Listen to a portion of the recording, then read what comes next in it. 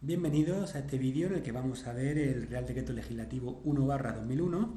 por el que se aprueba el texto refundido de la Ley de Aguas. En este vídeo vamos a destacar los aspectos fundamentales y más importantes de la Ley de Aguas y su reglamento de desarrollo. Vamos a ver a continuación la estructura que tiene el texto refundido. Aparte del título preliminar, tiene un título primero muy importante relativo al dominio público hidráulico, en el que se establecen los bienes que lo componen. Se regula a continuación la administración pública del agua, la planificación hidrológica, el régimen de utilización del dominio, el régimen de protección, tanto del dominio como de la calidad de las aguas, un título que regula el régimen económico-financiero y un título sobre las infracciones y sanciones, así como las competencias de los tribunales, y finalmente el título último relativo a las obras hidráulicas. Vamos a pasar a ver en primer lugar el objeto de la norma, que es la regulación del dominio público hidráulico, del uso del agua y del ejercicio de las competencias atribuidas al Estado en las materias relacionadas con dicho dominio en el marco de las competencias delimitadas en el artículo 149 de la Constitución. Bueno, la norma procede a establecer cuáles son los bienes que integran el dominio público del Estado, que serían las aguas continentales, tanto las superficiales como las subterráneas renovables, con independencia del tiempo de renovación. Los cauces de corrientes naturales continuas o discontinuas, los lechos de los lagos y lagunas y los de los embalses superficiales en cauces públicos y los acuíferos subterráneos, a los efectos de los actos de disposición o de afección de los recursos hidráulicos.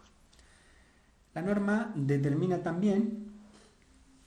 qué es el alveo o cauce natural de una corriente continua o discontinua, y es el terreno cubierto por las aguas en las máximas crecidas ordinarias. Asimismo, establece que en los tramos de cauce donde exista información hidrológica suficiente, se considerará caudal de la máxima crecida ordinaria la media de los máximos caudales instantáneos anuales en su régimen natural,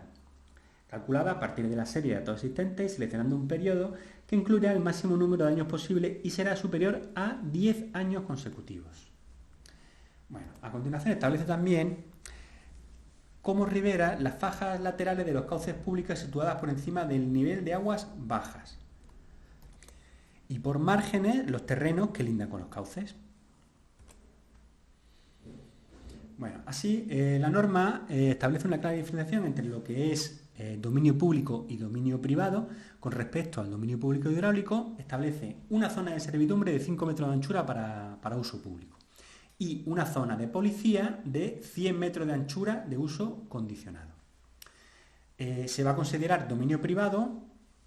los cauces por los que ocasionalmente discurran aguas pluviales en tanto atraviesen desde su origen únicamente fincas de dominio particular. La norma regula las zonas de servidumbre, estableciendo sus fines y limitaciones. Como fines determina que van a ser la protección del ecosistema fluvial y del dominio público hidráulico, va a tener como fin ser un paso público peatonal y para el desarrollo de los servicios de vigilancia, conservación y salvamento, salvo que por razones ambientales o de seguridad el organismo de cuenca considere conveniente su limitación. Y asimismo, la zona de servidumbre va a servir para el varado y amarre de embarcaciones de forma ocasional y en caso de necesidad. Los propietarios de la zona de servidumbre van a poder sembrar y plantar especies no arbóreas de forma libre.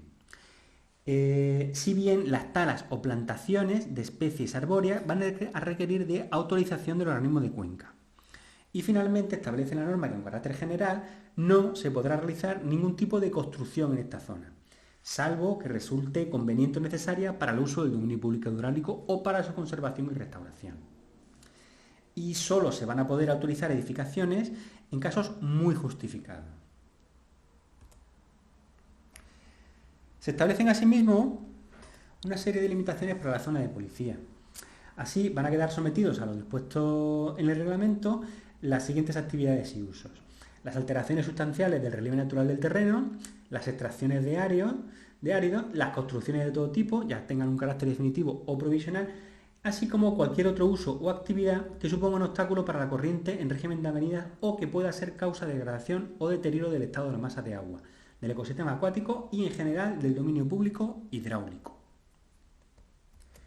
Así, la ejecución de cualquier obra o trabajo en zona de policía va a precisar de autorización administrativa previa por el organismo de Cuenca. Bueno, vamos a ver a continuación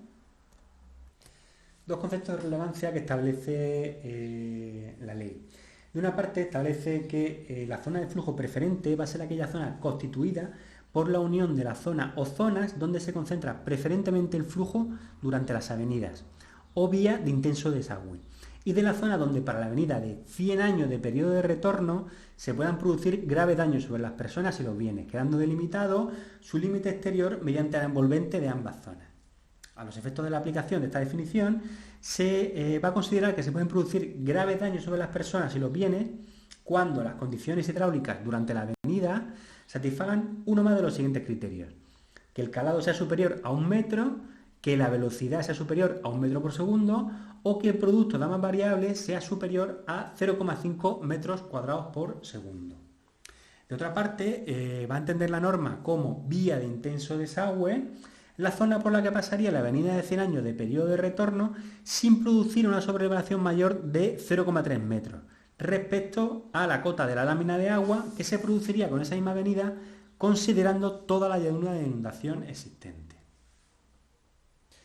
Bueno, vamos a ver un gráfico en la pantalla que podéis ver en el que se resume claramente de forma gráfica los conceptos que hemos visto anteriormente. De una parte vemos que lo que constituye el cauce y que vemos que entre el nivel de las aguas bajas y la máxima crecida ordinaria es donde se va a determinar la ribera incluida dentro del cauce y se puede ver muy bien dónde comienzan los márgenes del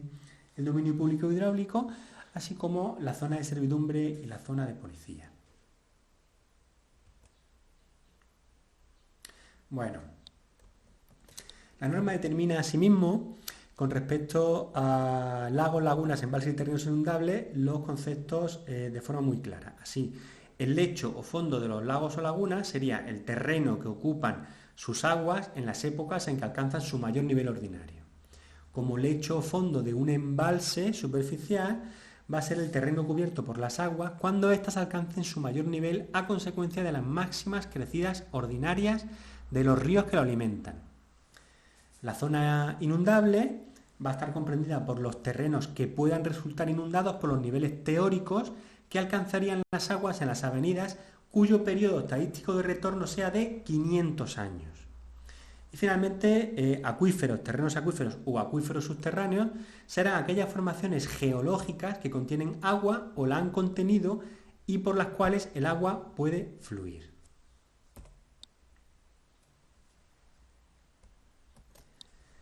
La ley asimismo determina una serie de servidumbres legales a las que van a estar sujetos los terrenos como consecuencia de la utilización del dominio público hidráulico. Así contempla la servidumbre de acueducto, de saca de agua, de abrevadero, de estribo de presa, de parada o partidor y la servidumbre de paso. Esta última cuando se trate de garantizar el acceso o facilitar el acceso a la zona de dominio público de los cauces para unos usos determinados, incluyendo tanto los deportivos y recreativos y en general cuantas servidumbres estén previstas en el Código Civil.